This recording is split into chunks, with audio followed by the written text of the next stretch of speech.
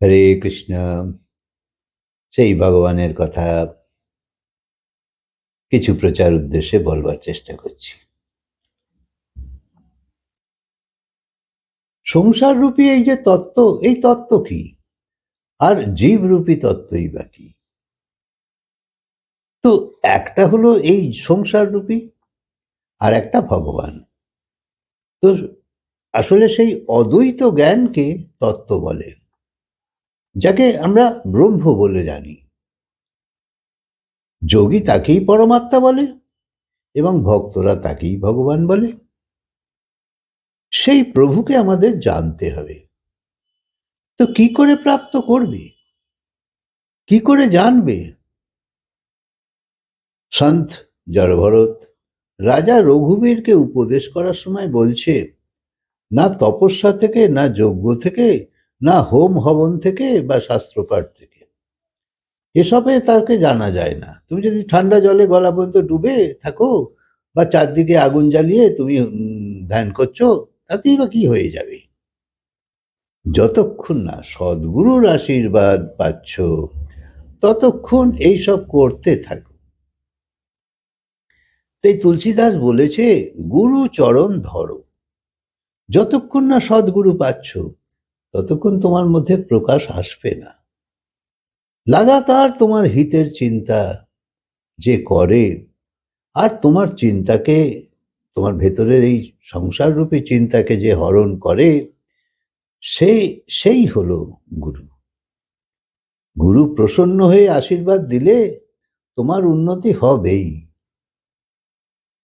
কখনো করুণাপূর্বক ক্রোধে তোমায় বকবে, তোমায় আটকাবে। কারণ গুরু বিনা তুমি এই জগতে কোন দিকে যেতে হবে তা তো তুমি জানো না, রাস্তা শুধু সেই জানে। তাই যখন মানুষের ঘুমের পরিমাণ কমে যেতে থাকছে পরিমাণ, তো বুঝতে হবে দুর্ভাবনা বাড়ছে। আর যত দুর্ভাবনা বাড়বে, ঘুম তো কমবেই। নানা চিন্তায় আচ্ছন্ন আছো, আধ্যাত্মিক তাপ। তো তখন মানুষ হাসতেও ভুলে যায় বা হাসানোও যায় না। কারোর সঙ্গে হাত মেলাচ্ছ বা বলছো হ্যালো হাই, তোমায় দেখে খুশি হলাম, কিন্তু মনে সেই খুশি নেই বলে বাইরে সেই খুশির প্রকাশ নেই।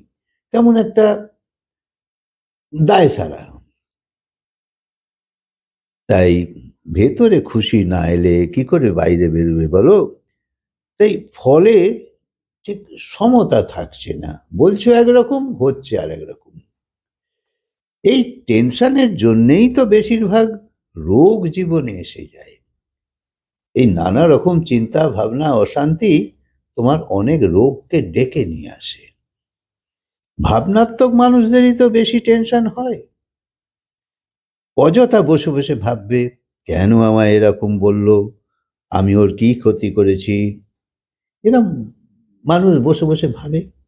আর এই রকম ভেবে ভেবেই সে দুঃখী থাকে, সব কথাকেই মনে নিয়ে নেয়। কেউ কিছু বললো অমনি মনে নিয়ে নিল, আমাকে কেন বলল। আর সেখান থেকেই লড়াই ঝগড়া অশান্তি, ক্রোধ বিরোধ সবই হচ্ছে। মহিলারা তবু কেঁদে খানিকটা ভেতরকে হালকা করতে পারে, কিন্তু পুরুষ তো কাঁদতেও পারে না। তাই হার্ট অ্যাটাকের ব্যাপারে পুরুষদেরই বেশি হয়। টেনশন পুরুষের জন্যে হচ্ছে বা স্ত্রীর জন্যে হচ্ছে, সেটা বড় কথা না। বড় কথা হচ্ছে দুর্ভাবনা তো নিজের কাজ করবেই, যারই হচ্ছে হোক, যার জন্যই হচ্ছে হোক। তাই দুর্ভাবনা বা টেনশন বেশি হলে অনেক সময় হাই ব্লাড প্রেশার, সেও লো হয়ে যায়, আবার সুগার বেড়ে যায়, হার্টে চাপ পড়ে, নানা রকম সব হতে থাকে। ডাইজেশন উইক হয়ে যায়, চোখের উপর প্রকোপ পড়ে। তখন রাগ করতে না চাইলেও তোমার রাগ আসবে, কারণ শরীর সবসময় বেঠিক চলছে, রোগ আসতে থাকবে। তাই মানুষের সঙ্গে একটা নয়, অনেক সমস্যা আছে। ঘরে থাকার সমস্যা, সংসারে ব্যবহারের সমস্যা, পয়সা কড়ির সমস্যা, পারিপার্শ্বিক সমস্যা লেগেই আছে। আর মজা এই যে তুমি ঠিকভাবেই থাকতে চাইছো, কিন্তু কেউ তোমাকে ঠিক থাকতেই দিচ্ছে না। তোমার এমন স্থিতি হয়ে যায় যে তুমি হাসতে চাইছো কিন্তু পারছো না। অপরকে কাঁদাতেই তো মানুষের ভালো লাগে। এমন মজা করছে, সে তো দুঃখী হচ্ছে, কিন্তু তুমি মজা নিচ্ছ।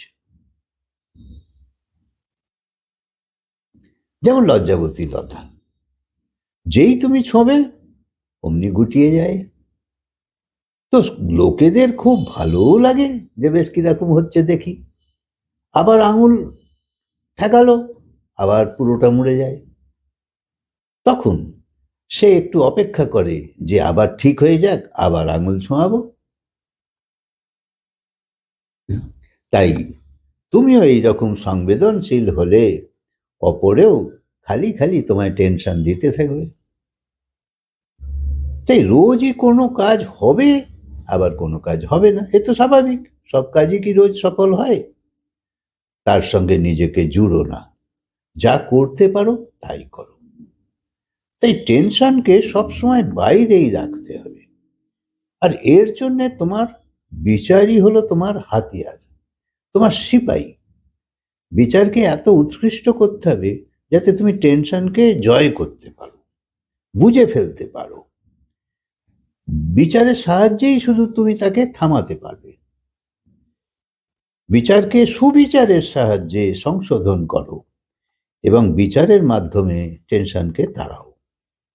ভাবো, ঘটনা ঘটছে, কিছু না কিছু রাস্তা ঠিকই বেরোবে, কিন্তু শান্ত ভাব বজায় রাখতে হবে। এইটাই খুব সতর্ক থাকতে হবে। শান্ত ভাব না থাকলে বিচারে গোলমাল এসেই যাবে। খালি যদি তুমি ছটফট করো তাহলে কি করে হবে? তাহলে যদি এই চিন্তা বারবার আসে, তাহলে যেন সেই অ্যালার্ম বাজছে, কি করে ভুলবে, খালি ভয় উৎপন্ন হচ্ছে, তা থেকে দুশ্চিন্তা আসবে, পরিস্থিতি আরো ঘোরালো করে তুলবে। তাই তখন খেতেও স্বাদ পাবে না, আর কি হবে কি হবে ভাবনা, ভেতরে জ্বলন চলবে। কারোর সঙ্গে কথা বলতে গেলেও যেন তেড়ে আসছে, এরাম হবে। তাই শান্ত হয়ে যাও, মনে বিচার আনো যে পরে ভেবে দেখব। একটু জল খাও, একটু বিশ্রাম নাও, গভীর শ্বাস কয়েকবার নাও, এতে উপকার হবে। আবার বিচার করার সময়ও খালি খালি যদি ঘাবড়ে যাবার ভাবই তুমি নিয়ে আসো, সে ব্যাপারেও সতর্ক থাকতে হবে। শুধু বিচার করলেই তো হবে না, সমস্যা কি, কি ক্ষতি হতে পারে, বাঁচবার রাস্তা কি কি, আমি কোনটা গ্রহণ করব, এরকম সব তোমাকে ভালো করে ভাবতে হবে। অনেক সময় তাৎক্ষণিক সিদ্ধান্ত নিতে হয়, সেই সময় ঘাবড়ে যাবার চিন্তা না করে শান্তভাবে মোকাবিলা করা ভালো। মনে রাখবে, নিজের রাগের ব্যাপারে বিশেষ সদা সবসময় তোমায় থাকতেই হবে, কারণ রাগ যে কোনো সময় তোমায় অনেক কিছু বিপদে ফেলে দিতে পারে।